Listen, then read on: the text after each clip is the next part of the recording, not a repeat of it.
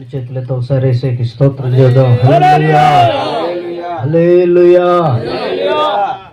మొత్తానికి మత్తయ్య అన్న చెప్పినట్టే చెప్పారు, మీరు కూడా సావు బతుకులని గట్టిగా చేతులెత్తి చెప్దాం. హల్లెలూయా హల్లెలూయా. చాలా శ్రేష్టమైన సమయం ఇది. భూషణం గారు చాలా చక్కని విషయాలు తెలియపరిచారు.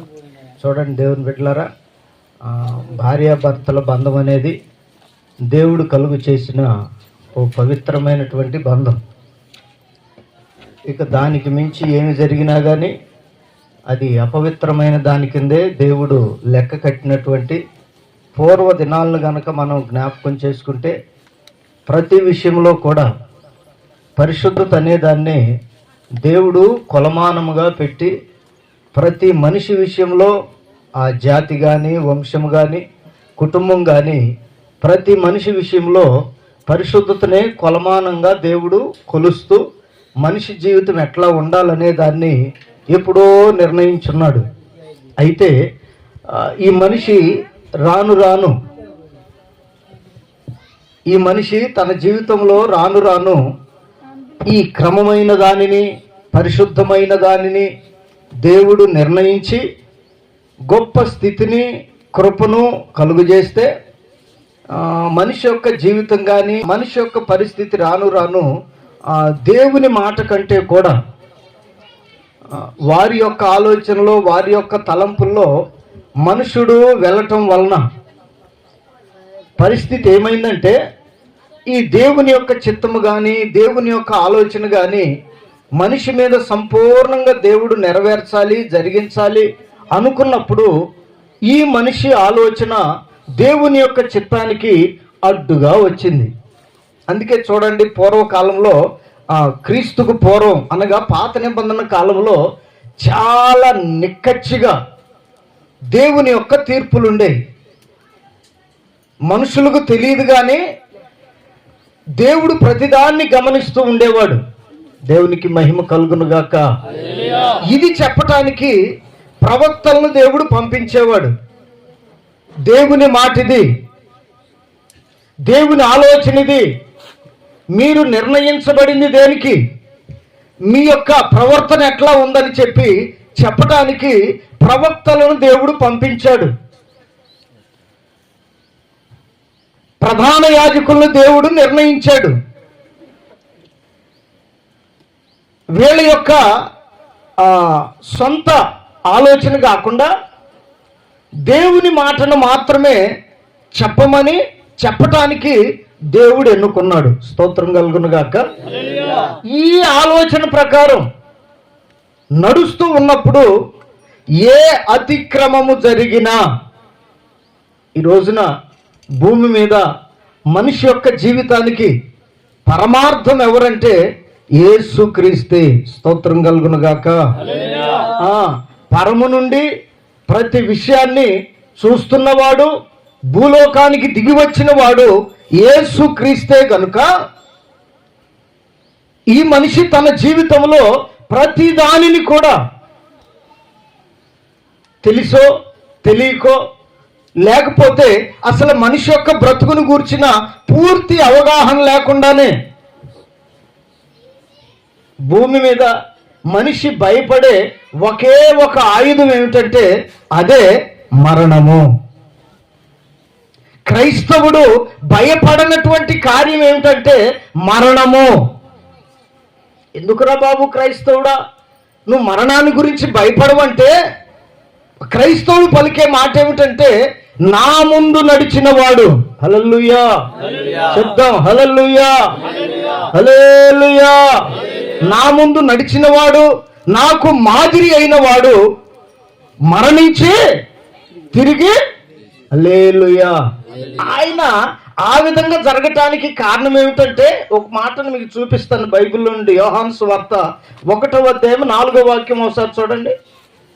యోహాను సువార్త 1వ అధ్యాయం 4వ వాక్యం. మాదిరి అనే దాన్ని స్పష్టంగా యోహాను గారు తెలియపరుస్తున్నాడు ఇక్కడ. ఆయనలో జీవముండెను. ఇదిగోనండి, ఆయనలో జీవముండెను, ఆ జీవము మనుషులకు. చప్పట్లు కొట్టి దేవుణ్ణి మహింపరుద్దాం. ప్రియమైన వారలారా, ఎప్పటి నుంచో సృష్టించబడక మునుపు, సృష్టి యావత్తు లేక మునుపు ఆయన ఎట్లా ఉన్నాడంటే జీవము కలిగిన వాడుగా ఉన్నాడంట. స్తోత్రం కలుగును గాక. చెప్పాలి హల్లెలూయా. జీవము కలిగిన వానిగా ఉన్నాడు. ద సేమ్ టైం ఆయన ఆలోచన ఏమిటంటే ఆ జీవము మనుషులకు వెలుగై ఉండాలని, ఉంటుందని. ఇది అనాదిలోనే మనిషిని సృష్టించబడక మునిపే దేవుడు కలిగి ఉన్న గొప్ప ఆలోచన. మానవుడా, నీ గురించి దేవుని యొక్క ఆలోచన ఏమిటంటే ఆయనలో ఉన్న జీవం నీకు వెలుగుగా మారాలని. ఓ దైవ సంబంధమైన చింతన, దేవుని యొక్క పరిపూర్ణమైన ఆలోచన ఇదే మనుషుని ఎడల. ఆ జీవాన్ని జాగ్రత్తగా వినాలి. ఆ జీవాన్ని, ఆయనలో ఉన్న జీవాన్ని చంపటానికి కానీ, చంపినది కానీ ఒకటే ఒకటి. అదేమిటంటే మరణము. జీవమున్నటువంటి దేవుణ్ణి, జీవము కలిగిన వానిని అంతమొందించాలని, మరలా చరిత్రలో ఈయన పేరు వినపడకూడదని, ఎక్కడ కూడా ఈయనను గురించి ప్రకటించకూడదని. ప్రియమైన దేవుని బిడ్డలారా, నేటి దినాలలో మనుషుని యొక్క ప్రయత్నం కూడా ఇదే. క్రైస్తవుడు అనగా జీవము కలిగిన వాడు భూమి మీద ఉండకూడదు. ఉంటే ప్రమాదమట. కలుగుతున్నా వినపడుతున్నా వార్తదే కదా. క్రైస్తవుడు అంటే ఎవరంటే ఆయనలో జీవముండెను, ఆ జీవము ఎవర్రా బాబు ఈ మనుషుడు అంటే యేసు రక్తములో కడగబడిన వాడు. ఆమేన్, హల్లెలూయా. ఆయనలో ఉన్న జీవం దేని ద్వారా మనిషిలోనికి వస్తుంది, మనిషి పైన పని చేస్తుందంటే ఈ యొక్క జీవము మనిషికి వెలుగుగా మారేది దేని వలనంటే యేసయ్య రక్తము వలన. ఈ రక్తము లేనిదే పాప క్షమాపణ లేదు.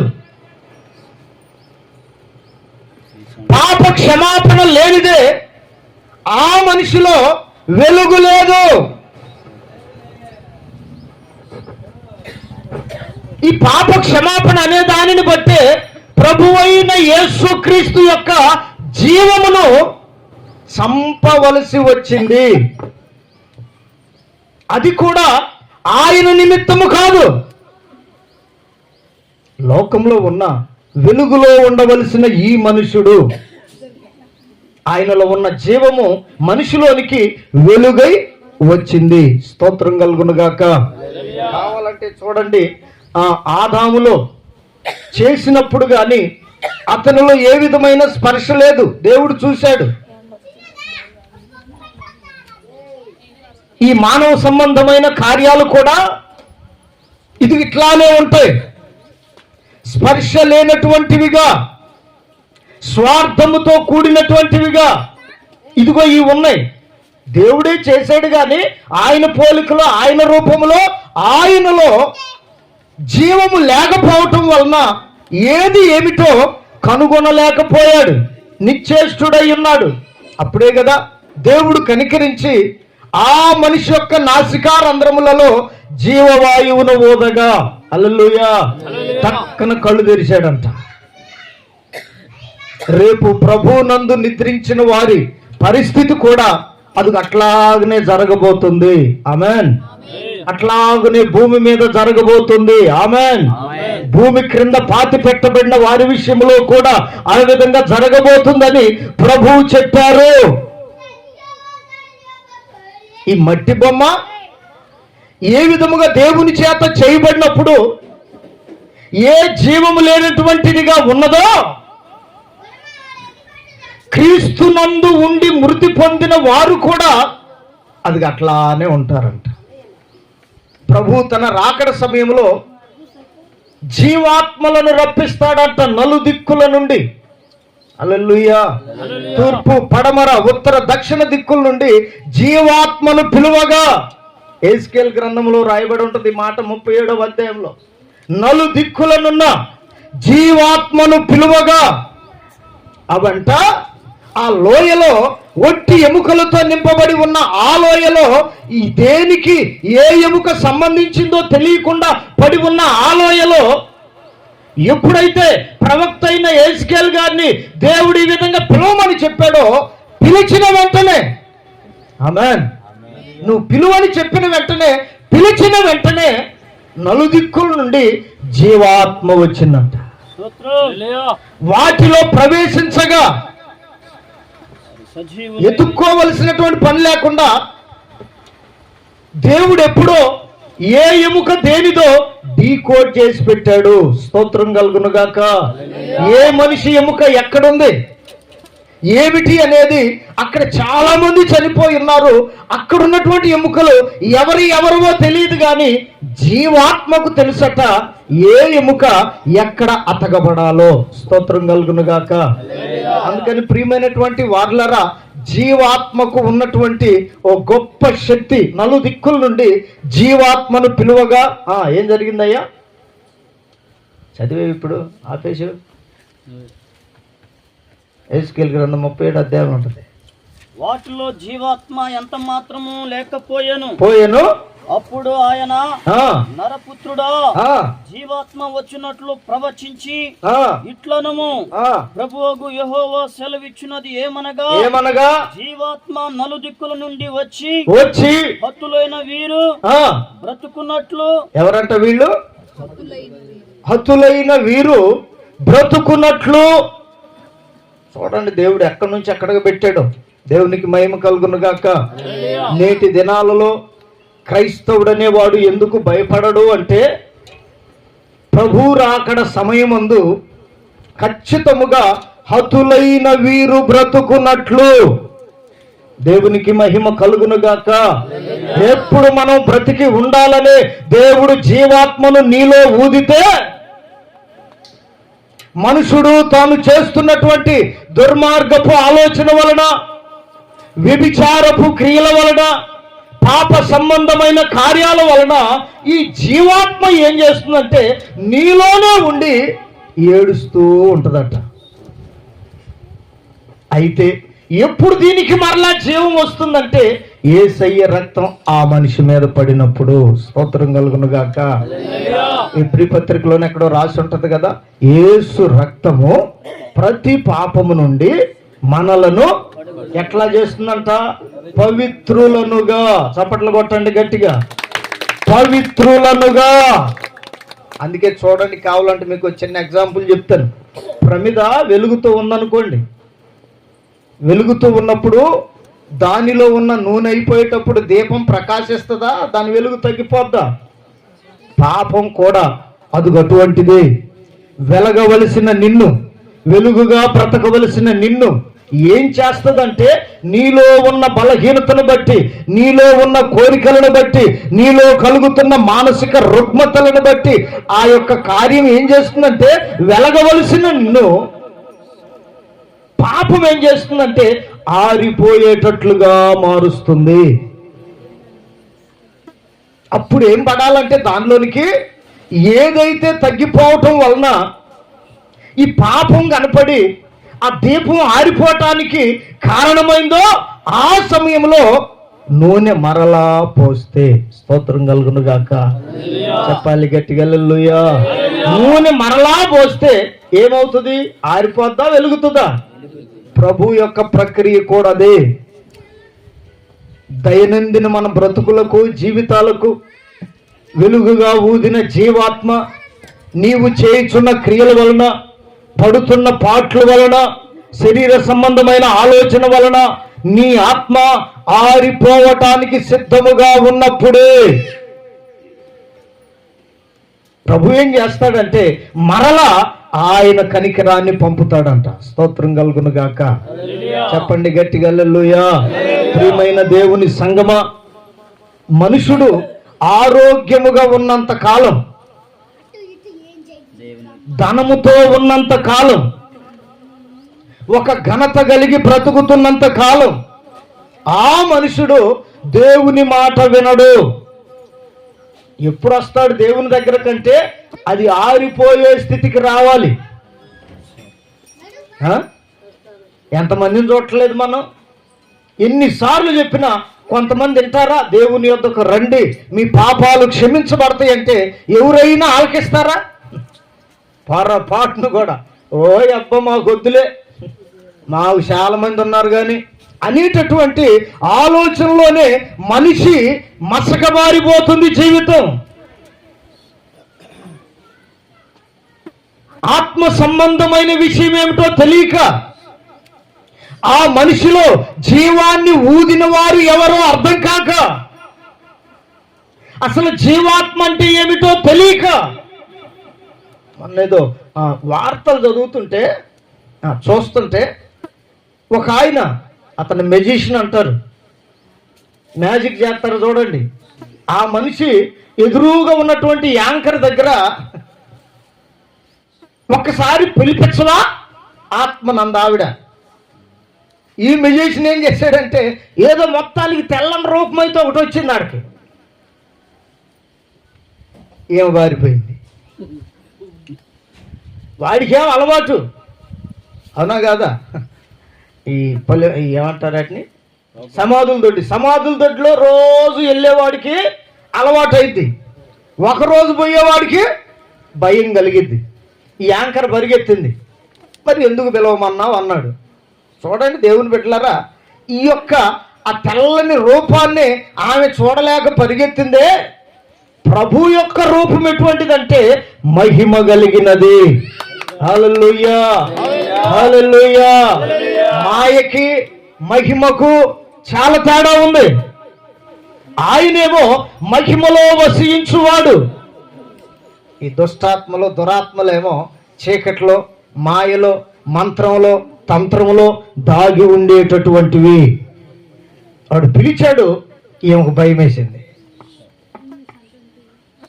ఇక్కడ ఉన్నటువంటి యెహెజ్కేలు ప్రవక్తకు కూడా దేవుడిదే చెప్తున్నాడు, వాటిలో జీవాత్మ లేదు, హతులైనటువంటి కళేబరాలు, కళేబరం కూడా నాశనమైపోయి ఎముకలు మాత్రమే ఉన్నాయి. ఇప్పుడు అవి బ్రతకాలంటే ఎవరిని పిలవాలట?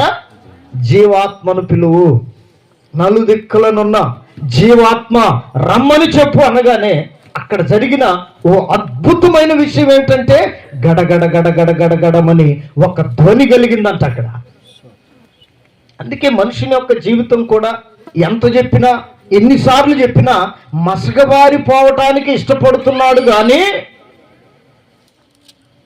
దేవునిలో ఉన్న జీవాన్ని పొందటానికి కానీ అనుభవించటానికి కానీ మనుషుడు ఇష్టపడటలేదు. అదే చెప్తున్నాడు, మసకబారిపోయినప్పుడే, ఆరోగ్యం క్షీణించినప్పుడే, ఉన్న ఆస్తి అంతా కోల్పోయినప్పుడే మనిషి దేవుని దగ్గరకు రావటానికి ఇష్టపడతాడు. స్తోత్రం కలుగును గాక. చెప్పండి గట్టిగా హల్లెలూయా. నిన్న ఆదివారమే ఒక ఆయన వచ్చాడు మందిరానికి. ఆ ఊరు నుంచి దగ్గర ఒక 100 మంది వస్తారు. ఆ 100 మంది కూడా ఆయనకు 100 సార్లు చెప్పిన వాళ్ళే, అయ్యా ఎందుకు ధనాన్ని వేస్ట్ చేసుకుంటావు, మీ యొక్క కుమారుల్లో ఉన్నది వేరు, మీరు ఖర్చు పెడుతుంది వేరు, హాస్పిటల్కి వెళ్ళటం వలన మీకు నష్టం కలుగుతుంది తప్ప లాభం కలగట్లేదు. మందిరానికి వచ్చేవాళ్ళు ఆ ఊర్లో 100 మంది ఉంటే 100 సార్లు చెప్పినా ఆ మనుషుడు వినలా, ఉన్నదంతా పోగొట్టుకున్నాడు. ఇక చివరికి అతని యొక్క పరిస్థితి చేదాటిపోయే సమయంలో వీళ్ళ మాటలు ఒక్కొక్కటి గుర్తొచ్చాయట. ఎంతమంది చెప్పినా మనం ఆలకించలేదు, మందిరానికి తీసుకొని వెళదాం. చూడండి, ఉన్నంత కాలం అలివవుతారా? ఆయన అలివి గల, మీ సంగతి ఏమో నాకు తెలియదు. దేవునికి స్తోత్రం కలుగును గాక. ప్రేమ ఉంటుంది కానీ పిల్లల మీద ఆ ప్రేమకు తగినటువంటి ఫలాన్ని ఇచ్చే తల్లిదండ్రులే నిజమైన తల్లిదండ్రులు. దేవునికి మహిమ కలుగును గాక. హల్లెలూయా. ఆ నిజమైనది ఎక్కడ దొరుకుతుందంటే ఒక్క యేసుక్రీస్తులో మాత్రమే దొరుకుతుంది. ఆయన గురించి రాస్తాడు కదా, ఆయన నిజముగా లోకరక్షకుడు. ఆయనను గురించిన మాట, ఆయన నిజముగా లోకరక్షకుడు. అబద్ధమైన రక్షకులు అనేక మంది ఉన్నా, ఇంకో మాట అద్భుతమైన విషయం చెప్పమంటారా, సైతానుగాడు కూడా రక్షిస్తాననే చెప్తాడు, రక్షిస్తాననే పలుకుతాడు, కానీ వాడికి ప్రభావం లేదు, మహిమ లేదు, దైవ సంబంధమైన జ్ఞానము లేదు, దేవుని గూర్చిన ప్రభావం కూడా లేదు. అన్ని పోగొట్టుకున్నాడు. స్తోత్రం కలుగును గాక. చెప్పండి హల్లెలూయా. వాడు వచ్చేటప్పుడు ఖచ్చితంగా నీకు మేలు చేస్తాననే ఎంటర్ అవుతాడు. వాడి మాటలు విన్న వాళ్ళు ఎంతమంది పాతాళములోనికి వెళ్ళలేదు, ఎంతమంది సాతానుకి వాడి దూతలకు సిద్ధపరచబడిన స్థలంలోనికి వెళ్ళలేదు, ఎన్ని చరిత్ర ఆధారాలు పరిశుద్ధ గ్రంథములో లేవు.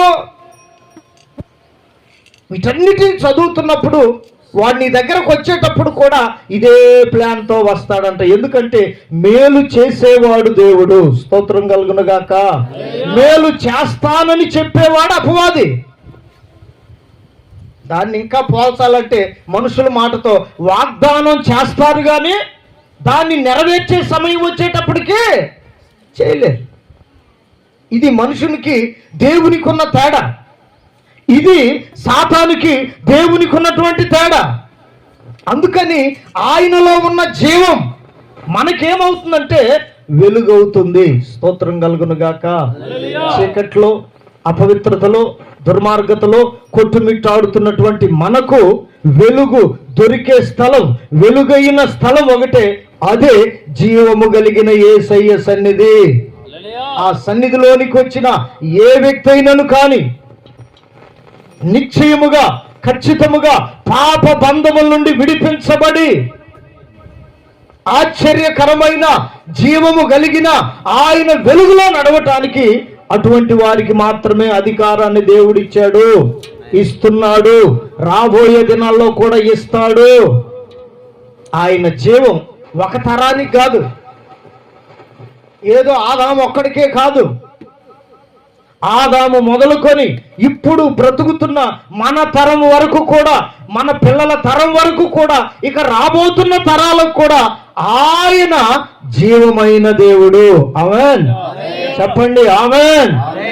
నిర్జీవమైన స్థితిలో ఉన్న ఏ మనుషునినైనా జీవముతో నింపగలిగిన వాడు నేను ప్రకటిస్తున్న నజరేయుడైన యేసు.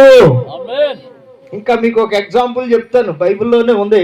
యేసుక్రీస్తు కాలంలో ఆయన ఎక్కడికి వెళ్తే అక్కడికి వేల కొలది ప్రజలు వచ్చేవాళ్ళు.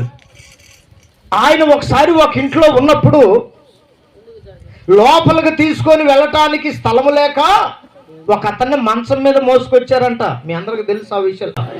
ఆయన శరీరధారిగా ఉన్న దినాల్లో ఓ ఊరెళ్తే ఆయన వచ్చాడని తెలుసుకొని వేల మంది జనం వచ్చారు. ఆ ఊరు ప్రక్కన ఊరిలో పక్షవాతం కలిగినటువంటి వ్యక్తి ఉన్నాడు.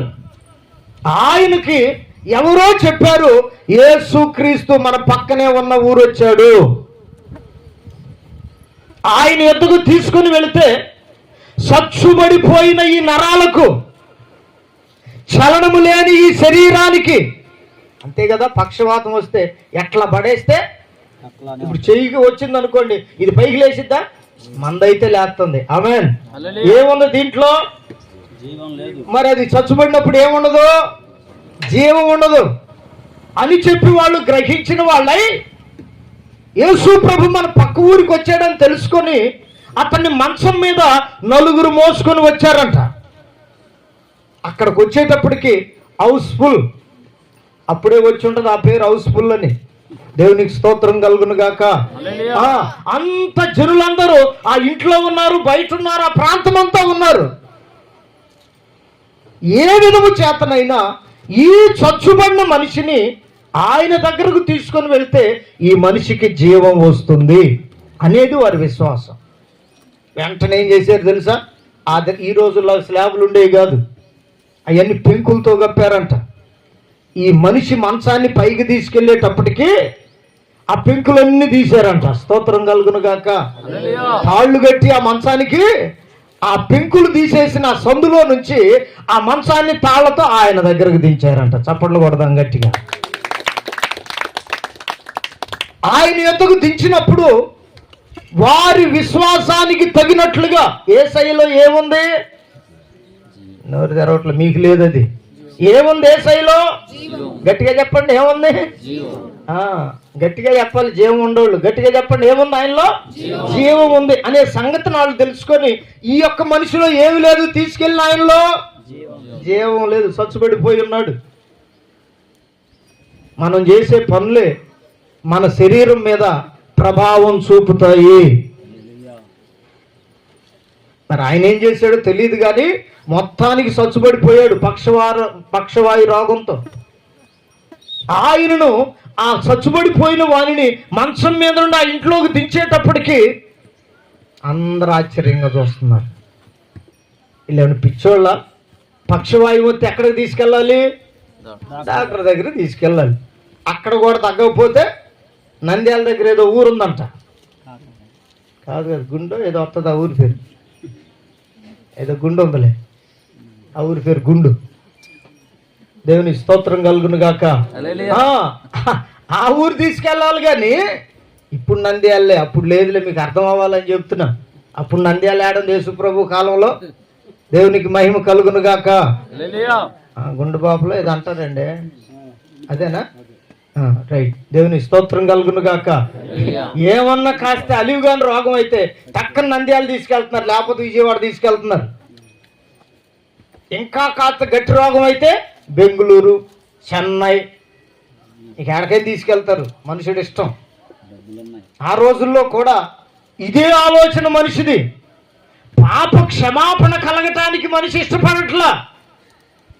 ఎందుకంటే ఒక్కసారి పాప క్షమాపణ కలిగితే మరలా పాపం చేయకూడదు. చప్పట్లు కొడతారా? అదే పాప క్షమాపణ కలగలేదనుకో ఎన్నిసార్లైనా పాపం చేయొచ్చు. అధికారం అన్నమాట, గ్రాంటెడ్. అది మనిషి యొక్క ఆలోచన. ఏమరా వీళ్ళకి ఏమన్నా మైండ్ ఉందా? మన ఊరోళ్ళు కూడా అంటుంటారు, ఏదైనా బలహీనత వస్తే దేవుని దగ్గర తీసుకురా అన్నారు అనుకోండి, పాతయ్యా దేవుడు బాగు చేస్తాడా? ఆయన ఎవరు అనుకుంటున్నారండి? జీవము కలిగిన వాడు, కదలని వాడు కాడు, మాట్లాడని వాడు కాడు. ఇప్పుడు మాట్లాడుతున్నది కూడా ఆయనే. నిన్ను పిలుస్తున్నాడు. నీలో ఏ బలహీనత ఉన్నా, ఎటువంటి పరిస్థితిలో ఉన్నా బాగు చేయటానికి, పాప క్షమాపణ కలుగు చేయటానికి యేసు అను నామం పేరట దేవుని మాట నీకు వినబడుతుంది. నీవు రాగలిగితే నీ పాపం వలన చచ్చుబడిన రోగం యేసు నామములో, యేసు రక్తములో విడుదల, స్వస్థత ఆయన నిశ్చయముగా కలుగ చేసే దేవుడు. ఇది జరగటానికి ఆ తీసుకొచ్చిన వాళ్ళల్లో ఏముంది? ఇది చాలా ప్రాముఖ్యం. ఆయన తీసుకురమ్మన్నాడు కానీ తగ్గల. ఆయనగా తగ్గాల్సింది నీకెట తగ్గిద్ది? హల్లెలూయా. ఎప్పటి నుంచో వెళ్తున్నాం కానీ జరగల. ఎంతో ఖర్చు పెట్టాం కానీ అవ్వలా. అవ్వదు, జరగదు, తగ్గదు. ఎప్పుడైతే ఆయన దించారో యేసు ప్రభువట ఆ మనుషుని వైపు చూశాడంట. స్తోత్రం కలుగును గాక. చెప్పండి హల్లెలూయా. అతన్ని ముట్టాడంట. హల్లెలూయా. వెంటనే ఏమైందో తెలుసా? మంచం దారిని మంచం పోయింది, వీళ్ళు లేచి నిలబడ్డాడు. కొట్టు గట్టిగా చప్పట్లు. జీవమైన వాని యొద్దకు వస్తే నీలో ఉన్న నిర్జీవమైన ప్రతి క్రియను, ప్రతి కార్యాన్ని, ఆయనలో ఉన్న జీవం ఆ నిర్జీవమైన స్థలాన్ని, నిర్జీవమైన దేహాన్ని, నరములను, కండరములను ముట్టడానికి విశ్వాసం ఓ బలమైన ఔషధముగా పనిచేసింది. అందుకని ఆయనకి ఇష్టలైన పిల్లలకి దేవుడు పెట్టిన పేరేమిటంటే విశ్వాసులు. అంటే ఏం కలిగిన వాళ్ళని చెప్పాలి. ఏం కలిగిన వాళ్ళని? ఎవరు వీళ్ళు? విశ్వాసులు. ఏం కలిగిన వాళ్ళు? కావాలంటే చూడండి, ఈ విశ్వాసులు విశ్వాసం కలిగిన వాళ్ళ మెడల్లో ఈ మధ్య ఏముంటున్నాయి అంటే అంతరాలు ఉంటున్నాయి, తాయిత్రి. దేని మీద విశ్వాసం ఇది? దేవుడికి ఏం చేత అయితే అన్న దాని మీద వీరి విశ్వాసం ఉంది. ఆ చచ్చుబడినోడేమో వాళ్ళు యేసయ్య దగ్గరకు తీసుకొని వచ్చారు. చాలా మందికి అర్థం కానిది ఏంటంటే ఆయన సర్వలోకానికి చక్రవర్తి. కులంతో ఆయన పోల్చడానికి లేదు. జీవం, నీలో ఉన్న జీవమే దానికి సాక్ష్యం. జీవాన్ని ఊదే అధికారం ఎవ్వరికి లేదు, ఒక్క దేవునికి మాత్రమే ఉన్నది. హల్లెలూయా. ఎవరని ఎక్కడో వెతక మాకు. బైబిల్ చెప్తుంది ఆయనలో జీవముండెను, ఆ జీవమే మనుషులకు వెలుగయ్యుండెను.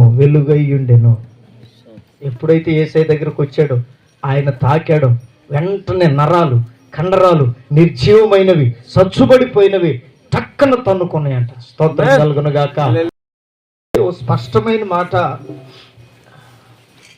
యేసుక్రీస్తు ఎక్కడుంటాడో లేక ఎవరిలో ఉంటాడో వారికి ఏమవుతుందంటే ఆయన ఊదాడే ఈ ఊపిరి అది చచ్చిపోదంట. అదే చెప్తున్నాడు అక్కడ. యేసుక్రీస్తు భూమి మీదకి వచ్చినప్పుడు కూడా శరీరధారిగా ఉన్నాడు కనుక ఆయనను మరణము ఎందుకు బంధించలేకపోయిందంటే ఆయనలో ఏముంది? ఆమేన్. ఇప్పుడు ఆ జీవం ఎక్కడికి వచ్చింది? నీలోకి, నాలోకి వచ్చింది. ఇప్పుడు ఈ జీవం మనకి ఎట్లా అవుతుంది? వెలుగుగా వెలుగుగా వెలుగుగా, ఏది దాచిపెట్టకుండా, ఏది దాపరికం లేకుండా, ఏది మరుగై ఉండకుండా ఒక్క వెలుగులో మాత్రమే కనపడుతుంది. చీకట్లో ఉన్న వారందరూ చీకటి క్రియలు జరిగించు వారై ఉన్నారు. వారిలో ఎంత మాత్రము వెలుగు లేదు. స్పష్టముగా వాళ్ళు కనపడరు. చెప్పేది ఒకటి, చేసేది ఒకటి. చెప్పేది ఒకటి, వెళ్ళేది ఇంకో దగ్గరికి. ఓ సహోదరి బోర్ నేడుస్తుంది. ఏంటమ్మా సంగతన్నా? ఏం అడగలేదు, వచ్చింది ఎదురుగా నిలబడి ఏడుస్తుంది. ఏందమ్మా అన్న? అన్నయ్య 10 లక్షల కట్నం ఇచ్చాను అన్నయ్య. ఎన్ని లక్షలు? 10 లక్షల కట్నం ఇచ్చి ఎన్ని సేవల్లో బంగారం కూడా పెట్టారంట. మంచి ఉద్యోగస్తుని ఫ్యామిలీ అమ్మాయి. ఈయనకేదో మిలిటరీలో ఉద్యోగం ఉందని ఇస్తే ఈయన చేస్తున్న పని ఏమిటంటే ఈమెనేమో పెళ్లి చేసుకున్నాడు, ఇంకొక ఆమెతో కాపురం పెట్టాడు. చూడండి, దేవుని వాక్యం తెలియపరుస్తుంది కదా. ఈ మనిషిలో ఏముందంటే జీవం లేదు, పాపం ఉంది. ఈ పాపం మనిషిని ఎటువైపు నడిపిస్తుందంటే చీకట్లోనికి నడిపిస్తుంది, పాతాళం వరకు తీసుకొని వెళుతుంది, ఎక్కడ ఆగనివ్వదు. అయితే ఈ పాపం వలన వచ్చు జీతం ఏంటది? ఆమె చెప్పండి గట్టిగా. ఈ పాపం వలన వచ్చు జీతం మరణం. ఈ మరణం నుండి విడిపించాలంటే ఒక్క యేసయ్యకి మాత్రమే సాధ్యం. అదే జీవం యొక్క రహస్యం, అదే జీవాన్ని గురించినటువంటి విశేషం. ఆయనలో ఉన్న జీవం ఆయన గురించి చెప్తాడు యోహాను గారు, ఇంకా అపోస్తులందరూ చెప్తారు. ఆయనలో ఎంత మాత్రము పాపము లేదు, ఆయన పాపము చేయలేదు. ఆయనలో ఎంత వెతికిన పాపము కనపడలేదు. లేనివాడు, చేయనివాడు, వెతికినా కనపడని వాడు ఒక్కడే ఉన్నాడు. ఆయనే నజరేయుడైన యేసు. మరణం కూడా ప్రయత్నం చేసింది కానీ ఆయనలో జీవం ఏం చేసిందంటే మరణాన్ని ఒక్కసారి తొక్కి పట్టేసింది. హల్లెలూయా, హల్లెలూయా. ఓడిపోయాను కదా అని అప్పుడు అంటది కదా, మరణమా నీ ముళ్ళు ఎక్కడ, మరణమా నీ విజయం ఎక్కడ? మరణపు ముళ్ళును విరిచిన వాడు నజరేయుడైన యేసు, మనకు వెలుగై ఉన్న యేసు, మనల్ని నడిపిస్తున్న యేసు. అందుకే చూడండి, చీకట్లో ఉండే వాళ్ళందరూ చెప్పేది ఒకటి, చేసేది ఒకటి. దాంట్లో ఒకవేళ లోకములో ఉన్న ఏ జాతిలో ఉన్నా ఎవరు ఉన్నా గాని వారికి కనపడని మార్గములో నడుస్తున్నారు. అది ప్రమాదము. చీకటి ఎప్పటికైనా ప్రమాదమే. అందుకని దేవుని బిడ్డలారా, ఆయనలో ఉన్న జీవం మనకేమైందంటే మనం కూడా ఒకప్పుడు ఆ ప్రమాదంలో ఉన్న వాళ్ళమే. ఆమేన్.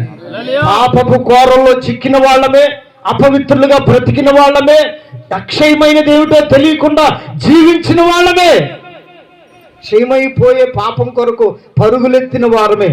అయితే దేవుని బిడ్డలారా, మరణకరమైన రోగము కలుగగా, పరిస్థితులన్నీ తారుమారు కాగా, మనిషి అప్పులు పాలవ్వగా, శరీరం వారికి సహకరించకపోగా, అప్పుడే దేని వైపు చూశారంటే ఎక్కడ బాగైద్ది, ఎక్కడ సరైద్ది, ఎక్కడ మేలు జరిగిద్దని చెప్పి చూడగా, ఇదిగో ఈ జీవము అదిగో ఆ మనిషి మీద ప్రకాశించింది. స్తోత్రం కలుగునుగాక. అప్పుడు సచ్చుబడి నరాలు ఏమైపోయినాయి అని చెప్పాను, జీవం కలిగి బ్రతికాయి. ఆ మనిషి లేచి నడిచి దేవుణ్ణి స్తుతించాడట. దేవునికి మహిమ కలుగునుగాక. ఆయన ఒక్కడే కాదండి, యేసయ్య వలన మాత్రమే కాదు ఇవి జరిగేది. ఆయన ఎవరిలోనైతే జీవముగా ఉంటాడో, చప్పట్లు కొడతారు ఒకసారి. ఒక ఇద్దరు వ్యక్తుల గురించి నేను మీకు చెప్పి ముగిస్తాను. వాళ్ళలో ఒక ఆయన పేతురు, ఇంకొక ఆయన యోహాను. వీళ్ళిద్దరు ఇదే టైం, ఇంచుమించు 3 గంటల టైంలో దేవాలయంలోనికి వెళుతున్నారట. పుట్టినది మొదలుకొని కుంటోడు ఒకడున్నాడు అక్కడ. ఆమేన్. ఎవడాడు? ఎప్పటి నుంచి? పుట్టినది మొదలుకొని కుంటివాడు ఒకడున్నాడు. అతని ద్వారా ఆ కుటుంబం మేలు పొందుతుంది. ఏమిటి రైలు పొందే మేలంటే, అతను పొద్దున్నే మోసుకొచ్చి ఆ దేవాలయం వాకిటి దగ్గర కూర్చోబెడతారు, మరలా సాయంత్రం తీసుకొని వెళ్తారు. వాళ్ళ డ్యూటీ అది. వీడు సంపాదించే వ్యక్తి అయిపోయాడు. అదేదంటారు చూడండి, మనీ ప్లాంట్ అని. అదంతా ఇంట్లో ఉంటే ఏమొస్తుంది? వీళ్ళ ఇంట్లో మనీ ప్లాంట్ ఎవరు? కుంటోడు. దేవుని స్తోత్రం కలుగునుగాక. మనీ ప్లాంట్ ఉంటే మనీ రాదు. బుద్ధి కరెక్ట్ గా ఉంటే, మనసులో న్యాయం ఉంటే, నువ్వు చేసేది మంచిదైతే, ఆలోచన పవిత్రమైనదైతే పరలోకపు వాకిళ్ళు విప్పుతాడు దేవుడు. ఆమేన్. అక్కడి నుంచి ఏదైనా రావాలి గాని నువ్వు ఎంత సంపాదించినా అది ఎక్కువ చేసుకోలేవు. జ్ఞాని అయిన సొలొమోను గారు చెప్పారు, చాలా మంది మనీ ప్లాంట్ మీద ఉన్న నమ్మకం దేవుని మీద లేకపోవటం వలన దాన్ని చూసినప్పుడల్లా అనుకుంటారు, ఆకలిని చూసి ఇదే మనీ, ఇదే మనీ. అది పెరిగే కొద్దీ వీళ్ళకి జబ్బులు, రోగాలు, సమస్యలు పెరుగుతాయే తప్ప మనీ అయితే పెరిగింది నాకు తెలియదు ఎంతవరకు. దేవుని స్తోత్రం కలుగునుగాక. చెప్తాం హల్లెలూయా. అదిగో ఆ ఇంటికి మనీ ప్లాంట్ ఎవరంటే, పుట్టినప్పటి నుంచి కుంటోడై పుట్టినప్పుడు బాధపడి ఉంటారు కానీ పెద్ద అయిన తర్వాత ఏమయ్యాడు ఆయన? ఆ ఇంటికి గొప్ప సంపాదికుడయ్యాడు. రోజు తీసుకెళ్ళటం, కూర్చోబెట్టడం, తీసుకురావటం, తీసుకుపోవటం, ఆ రోజు వచ్చిన మనీతో ఆ కుటుంబం గడపటం. ఈ విధంగా జరుగుతున్న సమయంలో జీవము కలిగిన దేవుని సేవకులు, ఆమేన్, పేతురు, యోహానులు ఇద్దరు కూడా జీవము కలిగిన దేవుని సేవకులు, పరిశుద్ధాత్మను పొందిన వారు, ప్రభువుతో నడిచిన వారు, ఆయనతో ప్రతి అనుభవము కలిగినటువంటి వారు. ఆయనతో సహవాసం చేస్తే ఆయనలో ఉన్న జీవం ఏమైంది? ఆటోమేటిక్గా వీళ్ళ మీదకి వచ్చేస్తుంది. స్తోత్రం కలుగునుగాక. చెప్పండి హల్లెలూయా.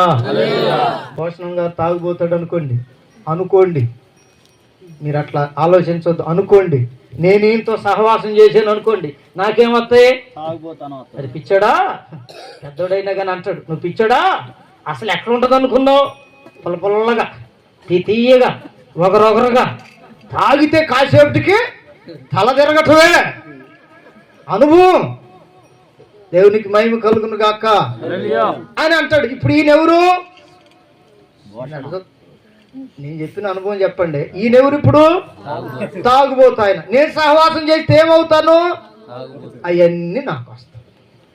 అట్లాగనే యేసుక్రీస్తుతో సహవాసం చేయటం ఓ మనిషి అలవాటుగా మార్చుకుంటే, క్రమం తప్పకుండా ప్రార్థన చేస్తే, ఆయనతో సహవాసం కలిగి ఉంటే, నీకు తెలియకుండానే ఎప్పుడు నీలోనికి ఆయన జీవం వస్తుందో కూడా తెలియదు.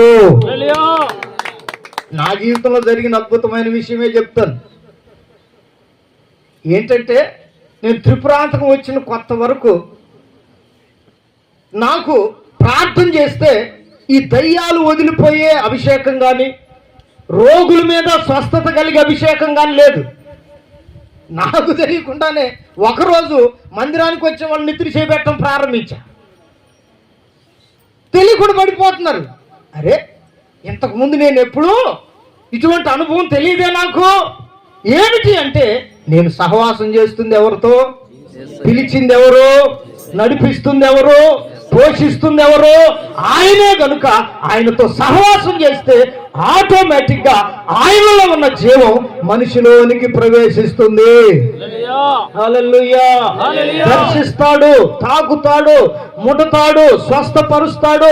అద్భుతములు చేయి శక్తిని, స్వస్థపరచు వరమును దేవుడు అనుగ్రహించాడు.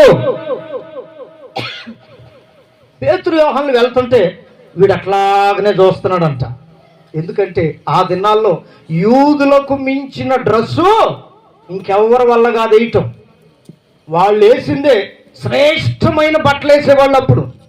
స్తోత్రం కలుగును గాక. వీళ్ళెవరంటే దేవుని సేవకులు. ఏ దేవుడు అంటే జీవము కలిగిన దేవుని సేవకులు. ఆమెను పలుకుతారా?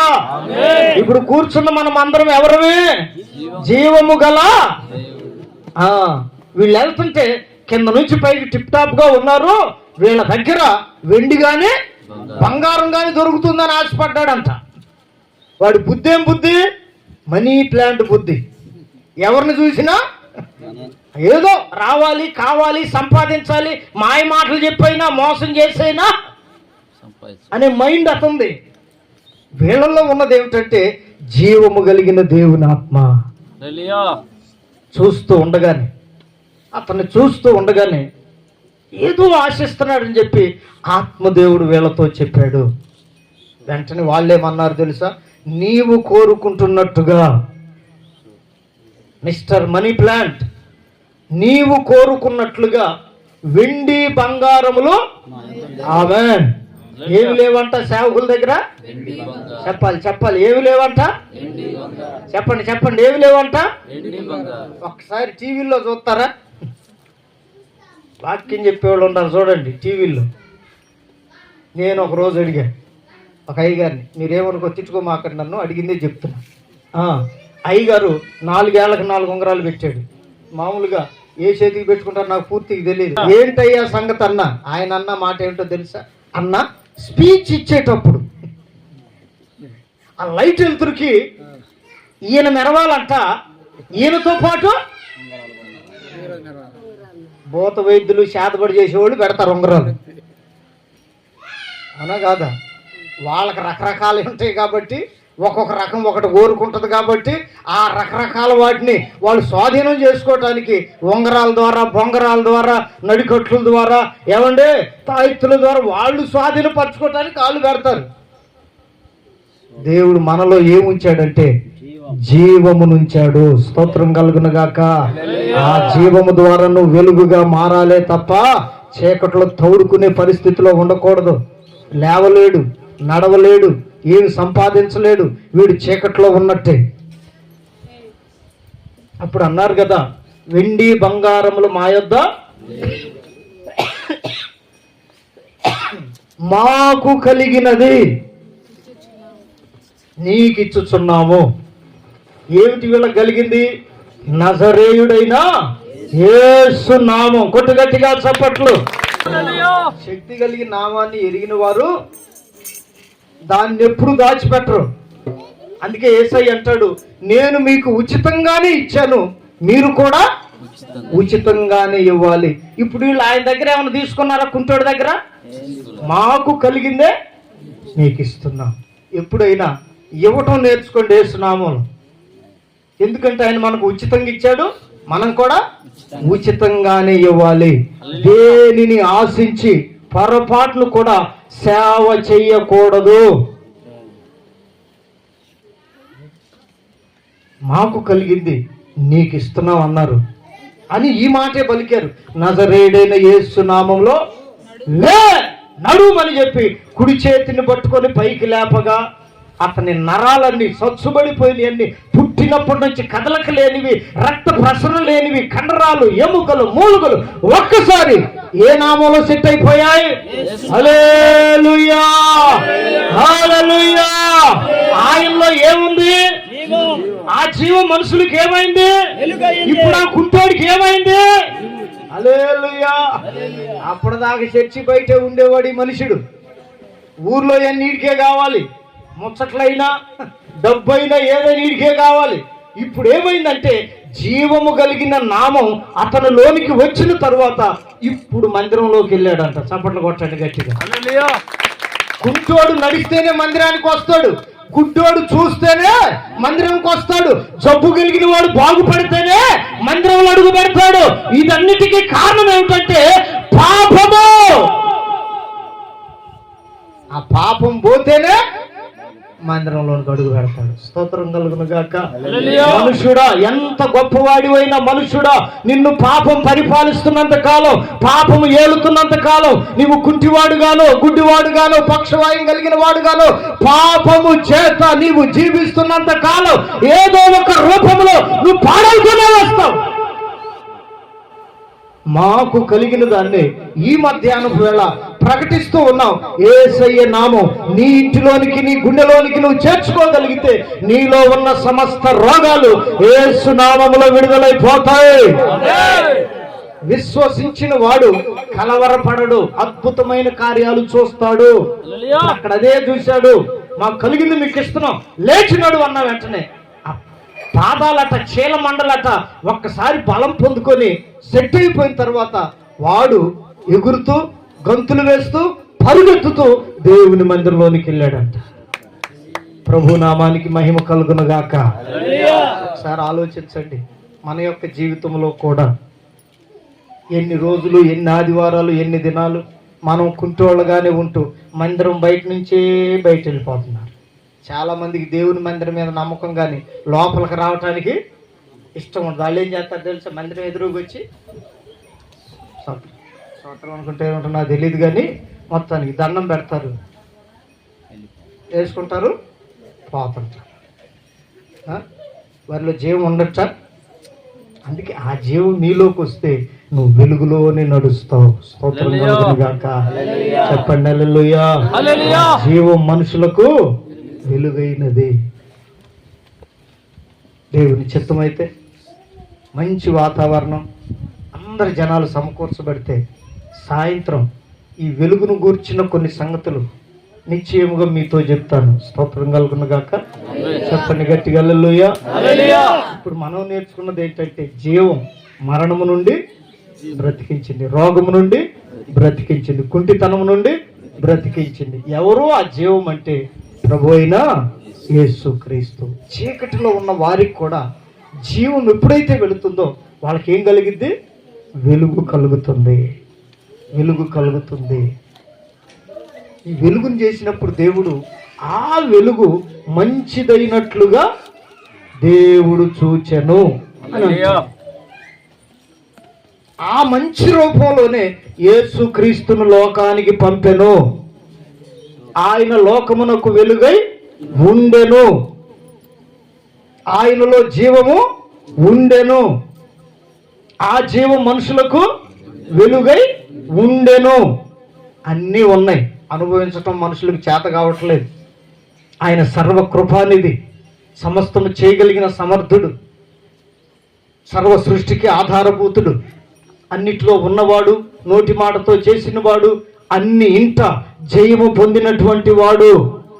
ఆయనను ఆరాధిస్తున్న మనలో ఆయన జీవం ఉంటే మనము లోకానికి ఏమవుతాం? హల్లెలూయా. ఈ వెలుగు సంబంధులుగా మనం మార్చబడితే ఏమవుతుందంటే మరణము మనల్ని బంధించలేదట. యేసయ్యని బంధించలేదు కనుక మనల్ని కూడా బంధించలేదు. చనిపోతాం కానీ, నిద్రిస్తాము కానీ, ప్రభు రాకడ సమయంలో ఈ జీవం ఒకసారి వచ్చి ఆ మనిషిలో పడిన వెంటనే ఆ మనిషి గడగడ గడగడ శబ్దంలో ఆ సమాధి బద్దలు చేసుకొని ప్రభు దగ్గరికి వెళ్ళిపోతాడు. హల్లెలూయా. ఇదే మన నిరీక్షణ, ఇదే యేసయ్యలో కలిగిన అనుభవం. అట్టి అనుభవం ద్వారా, అట్టి నిరీక్షణ ద్వారా ప్రభు రాకడ కొరకు మనలందరినీ పరిశుద్ధాత్మ దేవుడు సిద్ధపరచునుగాక. నువ్వు ఎక్కడి నుండి వచ్చావో ఏంటో నాకు తెలియదు, కానీ ఈ నిరీక్షణ కలిగి నీవు ఉంటే ప్రభు రాకడ సమయంలో నిశ్చయముగా, ఖచ్చితముగా సమాధిలో నుండి లేపబడతావు. ఇది నిశ్చయం, ఖచ్చితం. తల్లి విషయంలో కూడా ఎంత ప్రయాసపడ్డారో, ఎట్లా దేవుణ్ణి నమ్ముకున్నారో నాకైతే తెలియదు భూషణం గారి గురించి.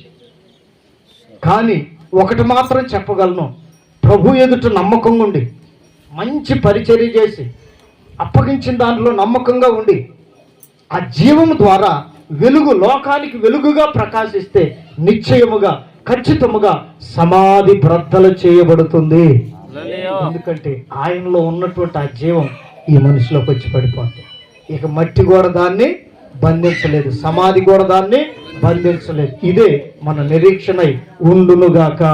అట్టి కృపతో, అభిషేకంతో బ్రతికి ఉన్న మనల్ని, మనకంటే ముందుగా వెళ్ళిన దేవుని పిల్లలందరినీ ప్రభు రాకడ సమయంలో ఎత్తబడేటట్లుగా, ఆయనతో కూడా యుగాలు ఉండేటట్లుగా పరిశుద్ధాత్మ దేవుడు మనల్ని సిద్ధపరచునుగాక.